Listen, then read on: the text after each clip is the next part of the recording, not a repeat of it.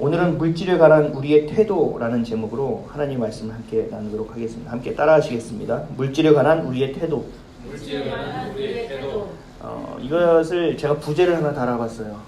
부제는 뭐냐면요, 가난한 부자. 한번 따라해보세요. 가난한 부자. 가난한 부자가 말이 될까요? 우리는 오늘 야고보서 20번째 시간입니다. 돈 때문에 우리는 싸워요. 그렇죠? 치열합니다. 근데 그 치열함이 밖에 일상 사회생활만 있는 것이 아니라 가족 안에도 있어요. 그래서 돈이 많은 가정은 많이 싸워요. 부모의 연세가 들어가면 들어갈수록 더 싸워요.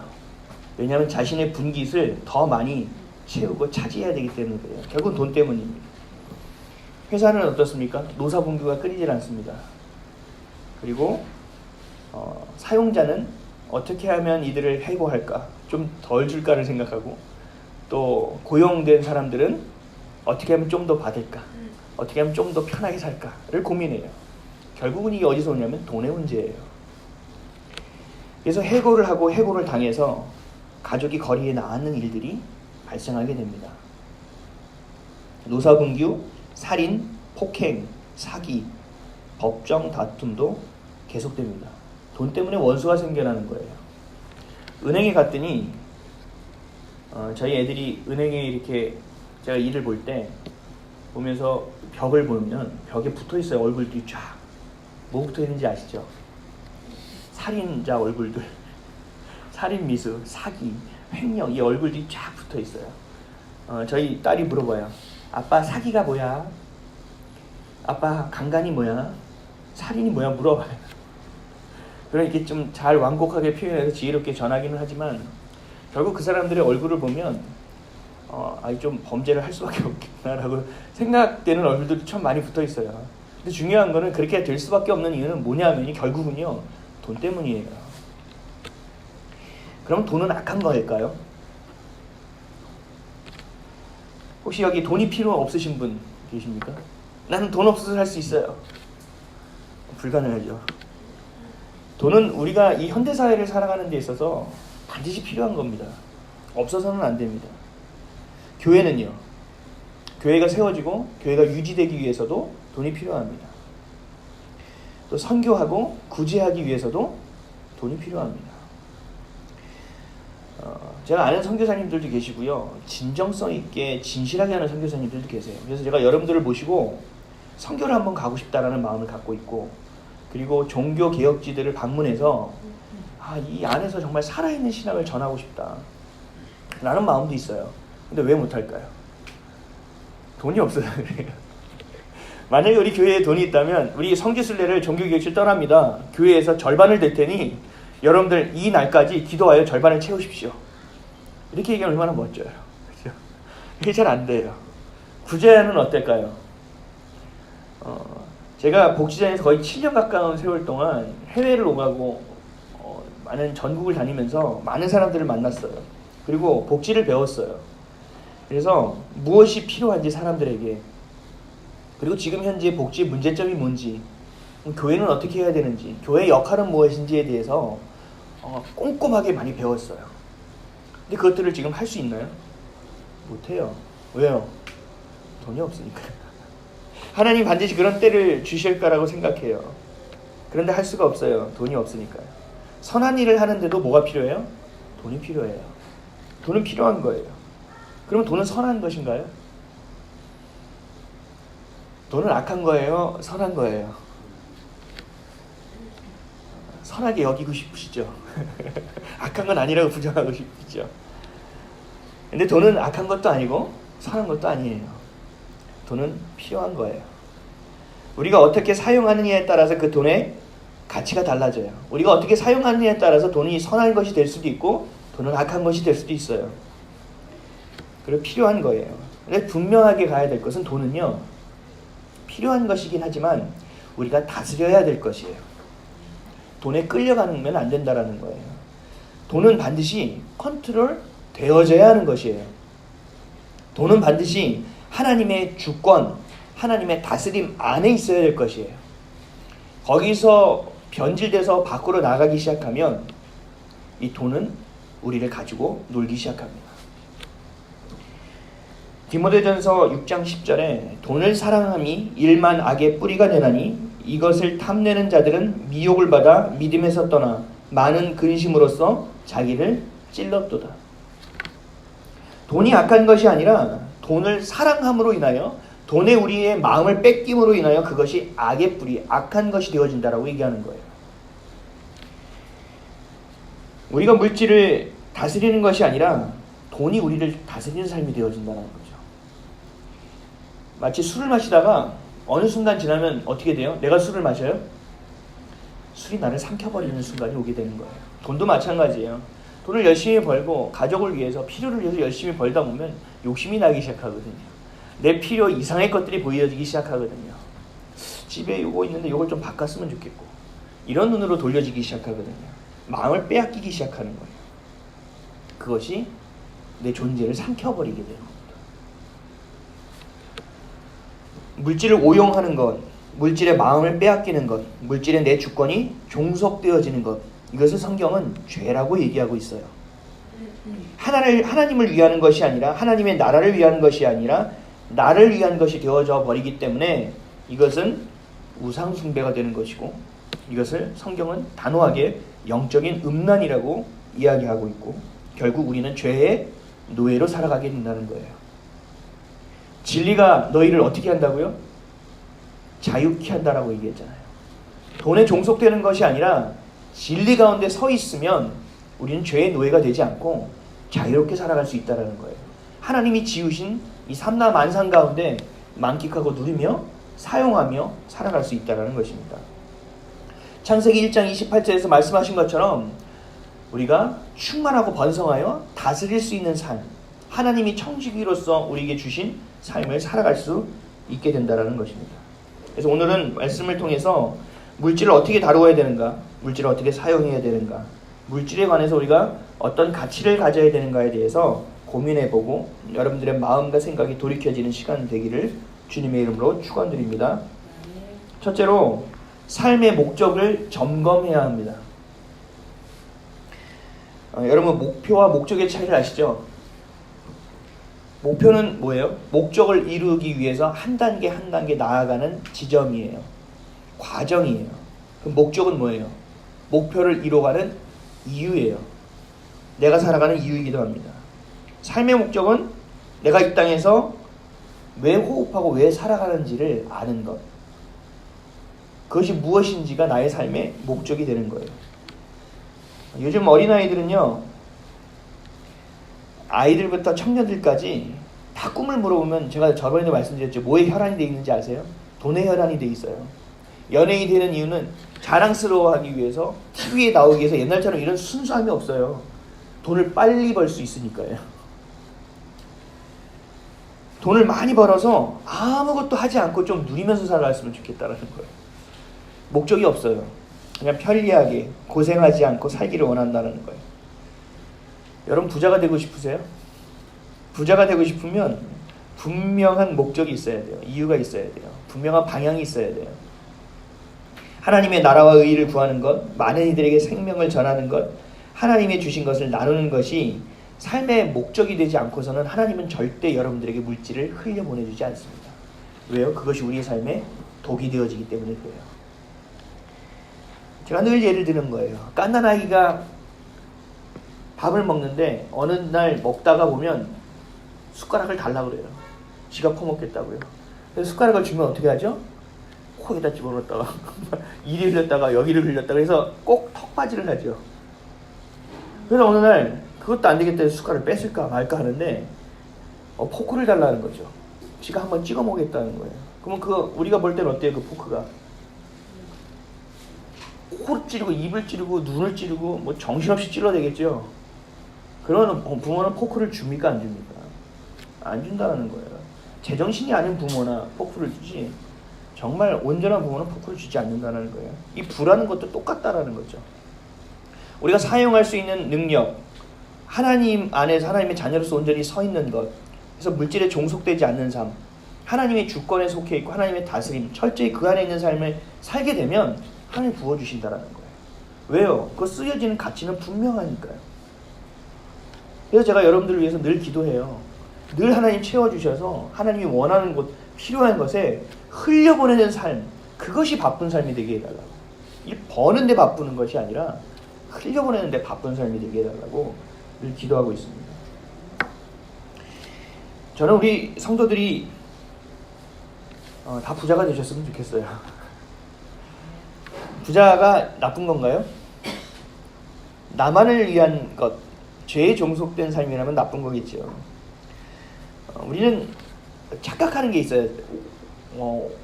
이해 못하는 게 하나 있어요. 하나님은 부자를 싫어한다는 생각을 해요. 하나님 부자를 싫어한다고 얘기한 적이 없어요. 하나님은요, 가난하다고 해서 그냥 오냐오냐 해주신 것도 없어요. 하나님 부자인 자나 가난한 자나 똑같은 공평하고 공의의 잣대를 대세요. 하나님만의 공의를 가지고 얘기하신다. 그 안에서 합한 것인가 합하지 않은 것인가를 보시는 거예요. 근데 부자는 거기에 합하기가 좀 더 어렵다라고 이야기하는 것이지 부자가 나쁘다고 얘기하는 것이 아니에요. 저는 우리 성도들이 마음이 늘 가난했으면 좋겠습니다. 그래서 하나님 없이는 안 돼요. 하나님 나와 함께 해주세요. 나는 마음 가운데 늘 부자가 됐으면 좋겠어요. 그래서 이웃들에게 나누어주는 부자가 됐으면 좋겠어요. 하나님을 향한 온전한 부자가 됐으면 좋겠어요. 성경에서 아브라함, 야곱, 요셉 어땠어요? 이삭도요. 부유했어요. 많았어요. 근데 이들은 어땠어요? 마음이 늘 가난했어요. 주님을 향했다고요. 어디 가면 늘 제사를 드리고요. 예배를 드리고요. 무엇을 하면 예배를 드렸어요. 그리고 하나님께 제사를 드리고 죄를 회개했다고요. 그 마음에 가난함이 있어요. 하나님의 다스림, 하나님의 주권 안에 있던 사람들이에요. 이런 부자들도 있잖아요. 그래서 저희는 우리 성도들이 가난한 부자가 되셔서 우리가 정말 이 교회에서 재단도 좀 만들고 또 선교회도 만들고 그래서 좋은 일들, 또 기쁜 일들을 많이 함께 했으면 좋겠습니다. 아멘이십니까? 아멘. 요한 3서 1장 2절에 사랑하는 자여 내 영혼이 잘됨 같이 내가 범사에 잘되고 강건하기를 내가 간구하노라. 우리 영혼이 하나님께 바로 서야 범사가 잘되고 우리에게 건강이 있을 수 있는 것입니다. 돈을 버는 것에만 목적을 두는 사람, 삶의 이유가 돈이 되는 사람에게 오늘 경고하고 있어요. 오늘 보면 1절 말씀 다 같이 한번 볼까요? 1절입니다. 시작. 들으라 부한 자들아 너희에게 이 말 고생으로 말미암아 울고 통곡하라. 그냥 일반적인 부자에 대해서 얘기하는 것이 아니에요. 이 부한 자는요. 돈을 버는 것에만 목적을 두는 사람, 삶의 이유가 오직 돈에 있는 사람에게 이야기하고 있어요. 제가 목회를 하다가 우연히 누가 로또를 줬어요. 택배 기사가 오면서 이번에 저희 행사로 해서 로또를 한 장 주고 갑니다. 로또를 맞춰봤더니 깜짝 놀랐어요. 1등이 당첨됐는데 저 혼자 된 거예요. 예를 드는 거예요. 다들 막 마음 두근두근 하십니까? 예를 드는 거예요. 근데 그 상금이 50억이에요. 그래서 제가 이 50억을 갖고 어떻게 할까요? 집을 샀어요. 저 이제 이사 가야 돼요. 계약이 앞두고 있어요. 이제 5년 차가 돼서 나가라고 할 수도 있어요. 어쨌든 집을 샀어요 먼저. 그리고 제가 요즘 기도하는 하나님 교회를 좀 늘려주셔서 드럼도 치고 기타도 치면서 찬양을 좀 마음껏 할 수 있게 해주십시오 라고 기도하고 있거든요. 그러면 교회를 좀 넓히자. 넓혔어요. 그리고 요즘 우리 교회 차를 위해서도 기도하고 있거든요. 교회 차뿐만 아니라 우리 차도 애들 맨날 자면요 목이 꺾여가지고 이러고 자요. 좀 뒤로 기댈 수 있는 차가 있었으면 참 좋겠다. 차도 하나 사요. 이렇게 살다 보니까 좀 편한 거죠. 그러다 보니까 목회도 좀 귀찮은 거예요. 이제 할 이유도 별로 없어요. 좋은 일 하고 살면 되고 뭐. 그리고 이리저리 불러주면 강의하러 다니고. 교회는 좀 괜찮으신 목사님 한 분 세우고 나는 좀 밖으로 돌아야겠다. 그래서 그렇게 좀 살아야지. 그렇게 된다면 저는 오늘 본문에서 말하고 있는 부한 자예요. 근데 제가 이렇게 예를 들어서 50억이 당첨됐다 하더라도 하나님이 제게 주신 길을 끝까지 변하지 않고 간다면 저는 가난한 부자예요. 무슨 말인지 아세요? 내가 그 돈에 종속되지 않는다라는 거예요. 하나님이 주신 소명, 그 사명의 길에서 벗어나지 않는다라는 거예요. 그 안에서 하나님 그 주신 것을 가지고 기도해야죠. 하나님 이 돈을 주신 이유가 어디에 있습니까? 하나님 재단을 하나 만들까요? 하나님 이 김포를 살리는 일에 쓸까요? 아니면 하나님 북한 선교를 위해서 쓸까요? 하나님 선교센터를 하나 지어서 정말 몇 나라 정확하고 온전하게 그들을 변화시킬 수 있는 선교사를 양성해서 보낼까요? 아니면 개척교회 목사님들이 그 자녀를 위해서 좀 사용할까요? 라고 기도해야 되겠죠. 이게 바로 가난한 부자예요. 저는 여러분들이 그런 가난한 부자가 되기를 원하는 거예요. 그래서 이 땅 가운데서도 많은 사람들이 이야 대단하다라는 칭송을 받을 뿐만 아니라 하나님이 보시기에 이야 얘는 그냥 부어줘도 되겠네. 야 천사야 열어라. 그래서 축복의 통로가 그냥 막힘없이 흘러내려오는 거예요. 그래서 어떻게 하면 이 돈을 사용할까 고민하고 기도하고 회의하는 거예요. 싸우고 막 이런 것이 아니라 이 돈은 어디에 선교를 만들어서 써야 됩니다. 이 돈은 어디에 써야 합니다. 라고 우리가 목소리 높여 회의할 수 있는 그 길, 그것을 바라보는 그것이 바로 가난한 부자가 되어야 된다는 겁니다. 저는 우리 성도들이 그런 가난한 부자가 되시기를 예수님으로 간절히 축원드립니다. 이 교회가 가난한 부자 교회가 되기를 주님의 이름으로 축원드립니다. 돈의 인생이 목적이 돼서는 안 된다라는 거예요. 근데 이 돈만 해당하는 것이 아니에요. 명예도, 권력도, 쾌락도 똑같습니다. 그것만을 위해서 살고 그것만을 위해서 종속되는 사람은 성경에서 뭐라고 얘기하냐? 앞으로 임하게 될 고생으로 말미암아 울고 통곡하게 될 것이라고 말씀하는 거예요. 성경을 보면 늘 기회를 주세요. 야 회개하라 때가 가까이 왔다. 야 너 회개해야 된다 돌이켜야 된다라고 얘기하는데 오늘 본문은 단호하게 단정해버려요. 너는 울고 통곡하게 될 것이다 라고 단정해버린다고요. 왜 그럴까요? 네가 그런 삶을 살고 있다면 이미 늦어버린 거라는 거예요. 네가 깨닫는 순간 돌이키지 않는다면 너는 더 이상 돌이킬 수 있는 시간은 없을 것이라고 얘기하는 거예요. 11조 한다. 오늘 해요. 내년에 할게요. 취업하면 할게요. 뭐 하면 할게요. 적금 타면 할게요. 이렇게 미루는 자는 하게 된다 못하게 된다? 못하게 된다라는 거예요. 그때 내게 마음을 주고 그 순간에 내가 그것을 선택하고 결정하고 결단하여 주님께 나아가지 않으면 행하지 않으면 그렇게 되지 않는다라는 거예요. 언젠가 이 땅에서의 삶이 끝나고 하나님을 만나게 되는 순간이 언제 올지 모르기 때문이라는 것입니다. 마태복음 24장 42절에서 44절 말씀에 그러므로 깨어있으라 어느 날에 너희 주가 임할지는 너희가 알지 못함이니라. 너희도 아는 바니 만일 집주인이 도둑이 어느 시각에 올 줄을 알았더라면 깨어있어 그 집을 뚫지 못하게 하였으리라. 이러므로 너희도 준비하고 있으라. 생각하지 않은 때에 인자가 오리라. 그 예수님이 이 땅에 오시는 그날, 구원의 역사가 마무리되는 완성되는 그날, 우리들이 한평생 추구하며 쌓아왔던 것들은 다 아무런 소용이 없게 되어진다는 거예요. 그리고 그 쌓아둔 것이 바로 우리가 쓸데없는 삶을 살았다는 것을 하나님께 증명할 수 있는 증거 자료가 되어진다는 겁니다. 2절 3절 말씀 한번 읽어보겠습니다. 시작. 너희 재물은 썩었고 너희 옷은 좀 먹었으며 너희 금과 은은 녹이 슬었으니 이 녹이 너희에게 증거가 되며 불같이 너희 살을 먹으리라. 너희가 말세에 재물을 쌓았도다. 고대사회 부유층들은요 요 세 가지를 쌓았어요. 부유의 상징으로 뭐냐면 창고를 만들어서 창고에 가득가득 채워놓는 거예요. 그리고 두 번째 하는 일은 뭐냐면 옷을 만드는 거예요. 옷이 굉장히 귀했거든요. 겉옷 하나 가지고 살아가는 사람들인데 겉옷이 여러 벌이에요. 채색 옷도 있고 이것도 있고. 그래서 옷을 많이 만들어냈어요. 그리고 또 하나 뭐냐면 그 당시 지금도 마찬가지로 금과 은, 우리가 이것을 가지고 있으면 변하지 않잖아요. 화폐의 가치는 떨어져도 그것을 가지고 재워두는 일에 썼다고요. 지금이나 고대사회나 똑같아요? 달라요? 같아요. 은행 잔고를 늘리잖아요. 땅, 부동산을 사놓잖아요. 그리고 그 옷장에 택도 다 떼지도 않은 옷들 다 사서 갖다 집어넣어 놓잖아요. 그리고 금과 은을 금고에 재워 놓잖아요. 똑같은 모습이에요. 그런데 어느 날 창고를 열어봤더니 오늘 본문 말씀을 보면 다 썩어 있다라는 거예요. 곡식이 안에 벌레가 들어서 다 먹지 못하는 상황으로 다 썩어버렸다는 거예요. 그리고 또 택도 떼지 않는 옷이 어느 날 보니까 조미스러서 입지 못할 옷이 되어버렸다는 거예요. 얼마나 슬픕니까? 또 금과 은이 다 변질되어서 그 가치를 상실했다라는 거예요.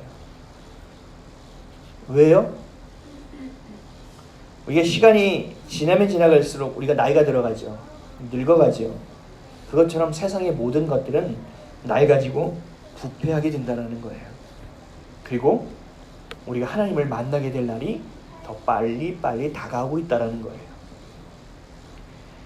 그래서 하나님을 외면하고 자기 멋대로 살아가는 것, 그 쌓아놓은 것이 나중에 하나님 앞에 섰을 때 네가 쓸데없이 살았구나, 얼마나 쓸데없이 살았나 하고 열어본 그 척도가 되어진다는 거예요. 3절 마지막에 너희가 말세에 재물을 쌓았도다. 돈을 많이 모으는 사람들을 보면요, 그 돈이 자신을 지켜줄 거라고 생각해요. 그렇죠? 권력이 눈먼 사람은 뭐예요? 자신이 차지한 그 권력의 자리가 자신을 보호해 줄 거라고 믿어요. 하나님은 우리가 정금 모으는 거에 관심이 없어요. 하나님은 여러분들의 통장의 잔고가 많이 쌓여진 것에 관심이 없다고요. 뭐에 관심 있는지 아세요?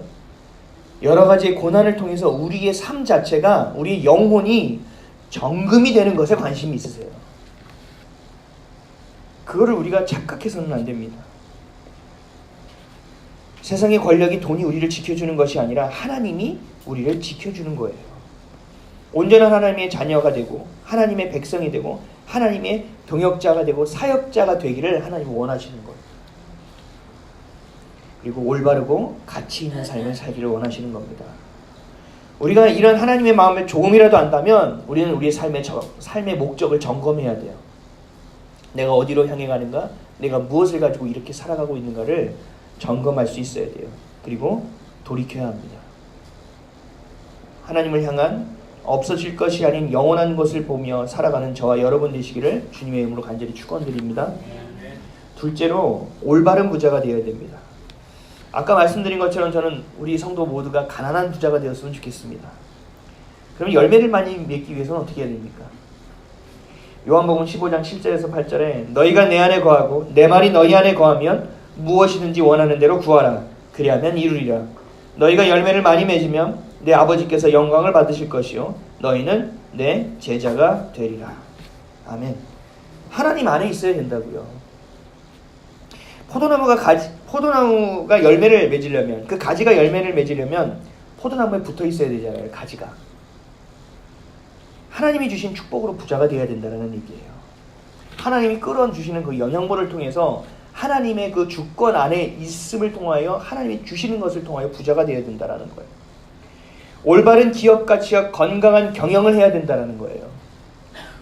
돈을 버는 것만이 목적이 되어야 되는 것이 아니라 사업자들은, 고용주들은 많은 사람들을 고용하는 거에 많은 힘을 쏟아야 된다고요. 나만 먹고 사는 것이 아니라 그 내가 함께하는 직원들, 그리고 함께하는 직원들과 그의 가족들이 잘 먹고 살 수 있도록 힘쓰는 기업주가 되어야 된다는 거예요.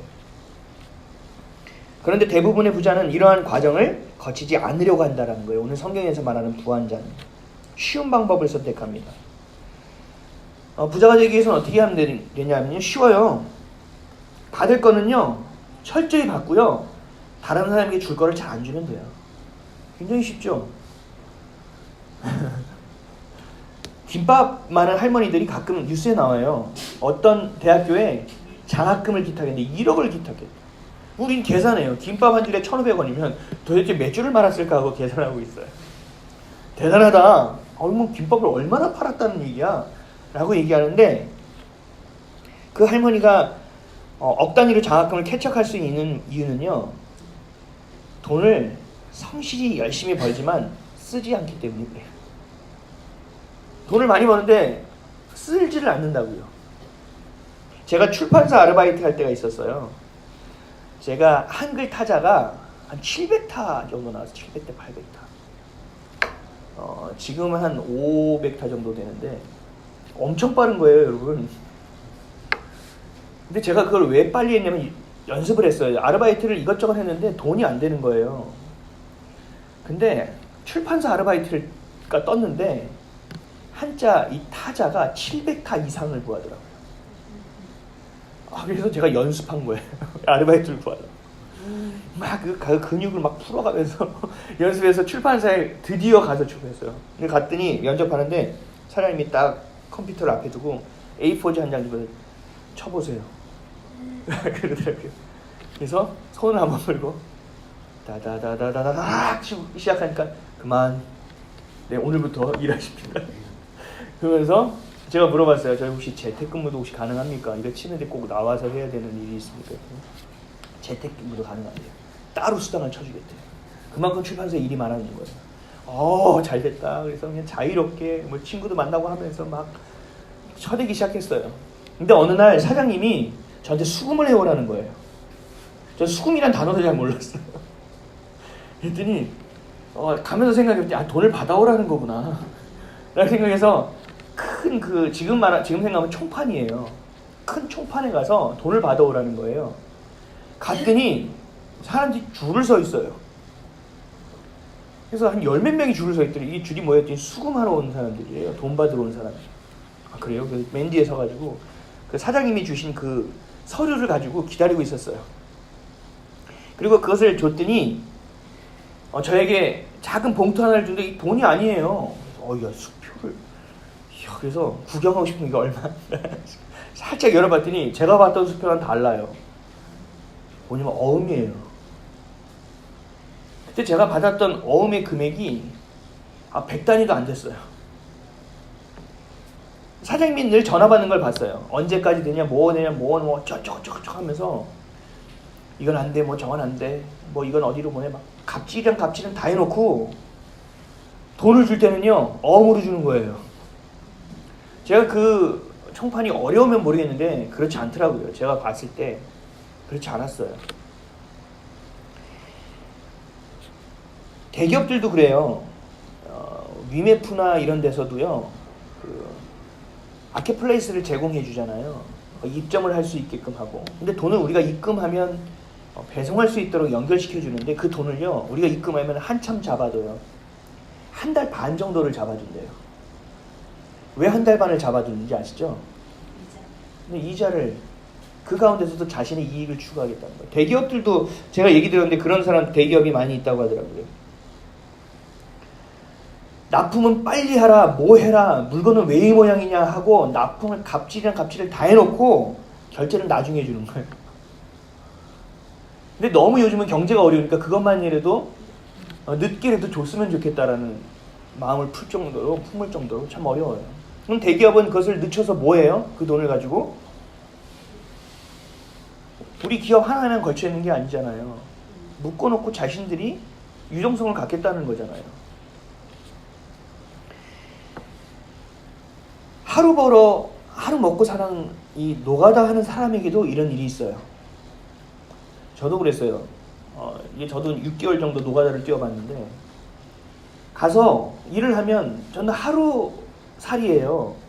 가서 이걸 벌어서 오늘 내가 이 기름도 넣어야 되고요. 해야 될 게 많아요.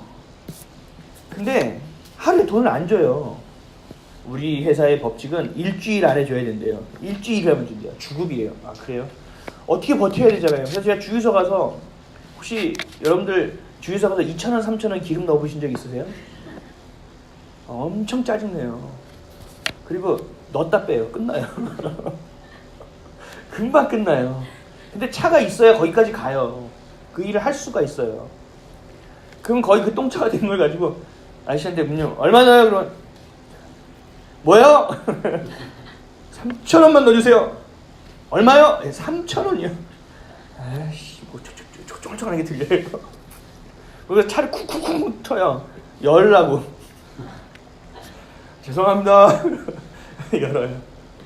그럼 갔다 올 때 돈이 있어서 그 다음날 갈 때 넣어야 될 돈이 없으니까요. 한 3, 4만 원 넣어놔야 되는데 안 되는 거예요. 근데 또 주가 되잖아요. 받을 때가 되잖아요. 그럼 얘기해요. 좀 일이 꼬여서 다음 주에 줘야 된대요. 이게 그렇게 하루 일하고 하루 먹고 사는 사람들은요, 정말 이거는 그 목숨 가지고 장난치면 안 돼요. 그 사람들은 일이 꼬일지 모르지만 우리는 생존이 달려있는 문제거든요. 근데 일부러 그렇게 하는 사람들도 있다고요. 그래서 하나님은요, 이 갑질하는 소리를 들으신다는 거예요. 그리고 고통받는 그 소리도 들으신다는 거예요. 오늘 4절 말씀 한번 읽어보겠습니다. 4절이요. 시작. 보라, 너희 밭에서 추수한 품꾼에게 주지한 삭이 소리 지르며 그 추수한 자의 우는 소리가 만군의 주의 귀에 들렸느니라. 아멘. 이렇게 자신에게 이 땅에서의 삶의 끝, 심판이 있는 것을 모르며 살아가는 자들이 이런 짓들을 한다는 거죠.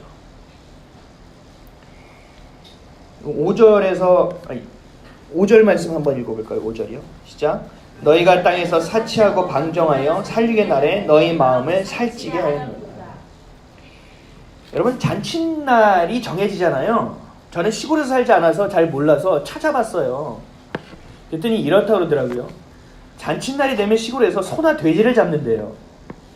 근데 그 소나 돼지를 잡으려면 그냥 오늘까지 일해서 힘들어서 야위어진 소를 잡는 게 아니라 그 잔칫날에 맞춰서 많이 먹인대요. 돼지 같은 걸 좀 좁은 우리에 모아놓고 그거를 많이 먹여서 그 잔칫날에 살이 통통하게 올라오게 만드는 거예요. 근데 돼지는 어떻게 생각해요? 아이씨, 오늘따라 사료를 왜 이렇게 많이 줘?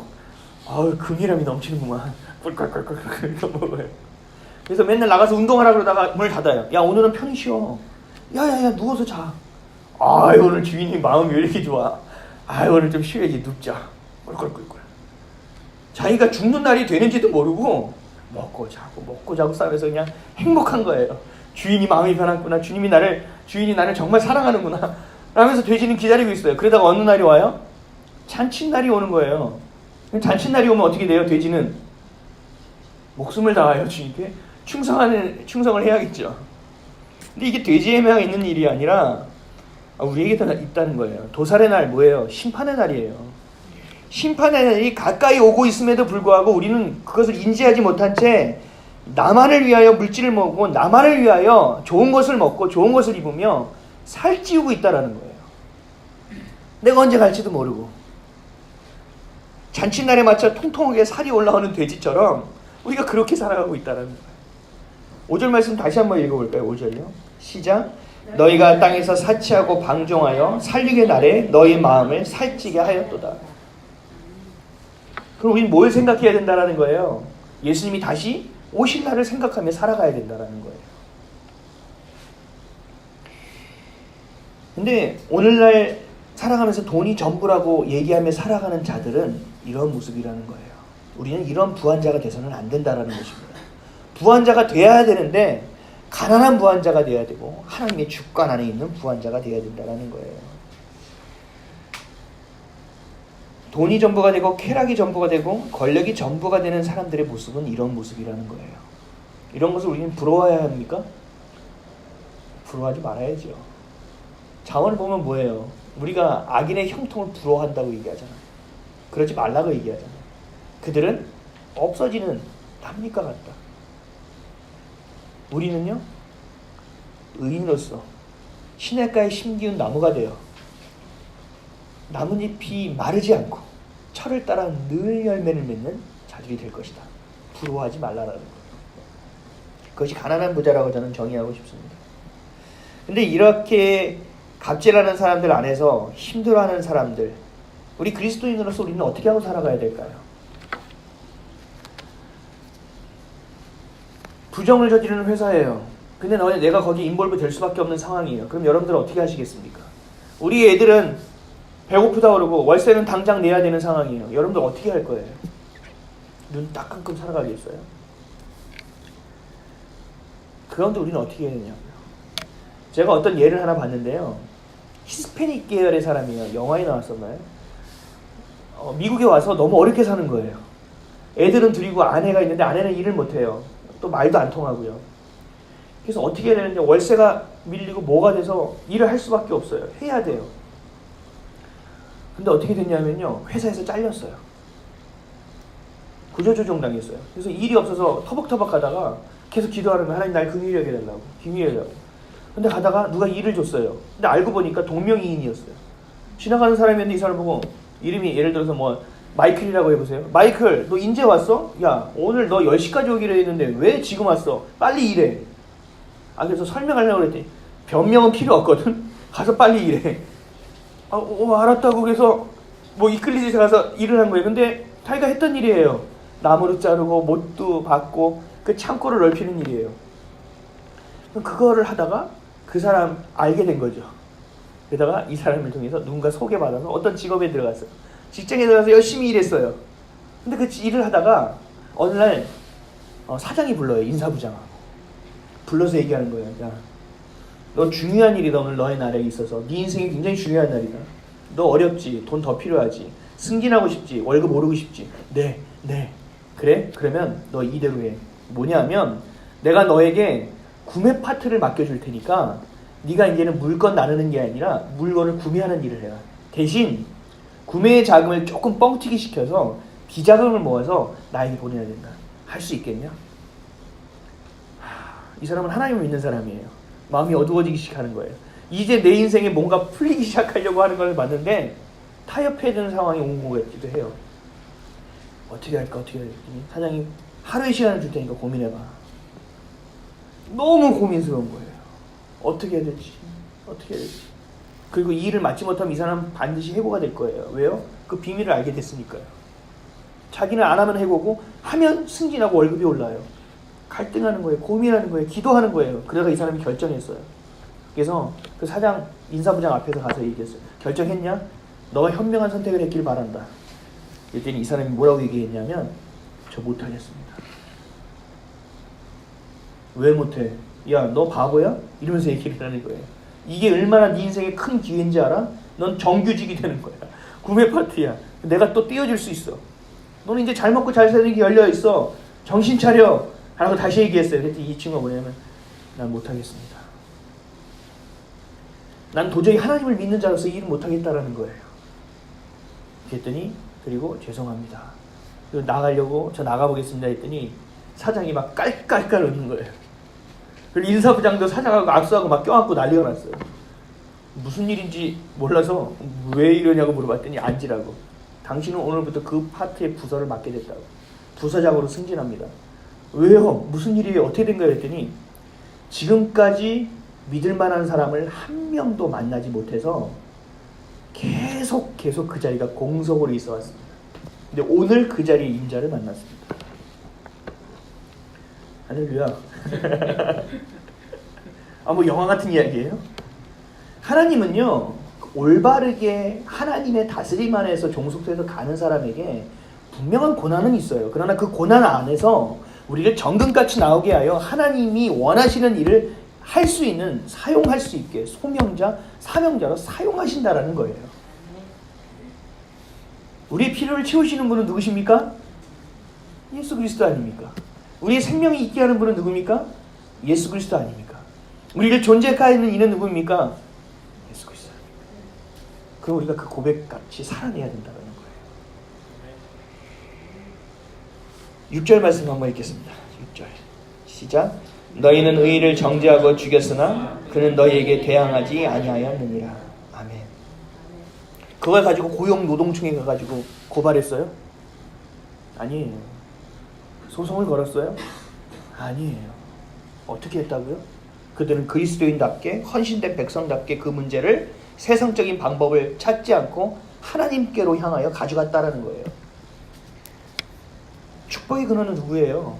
하나님 아닙니까?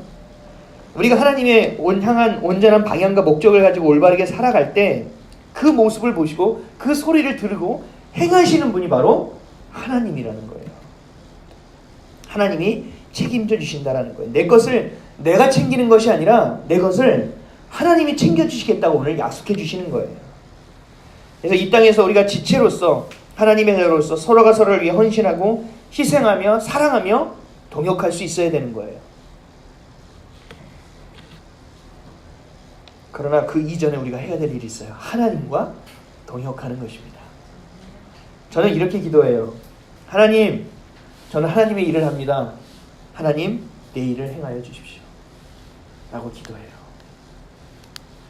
물질에 대한 가치, 내 삶의 우선순위, 또 내면의 질서가 하나님으로 인하여 다시 세워지는 한 주 되시기를 예수 그리스도의 이름으로 간절히 축원드립니다. 아멘. 기도하겠습니다.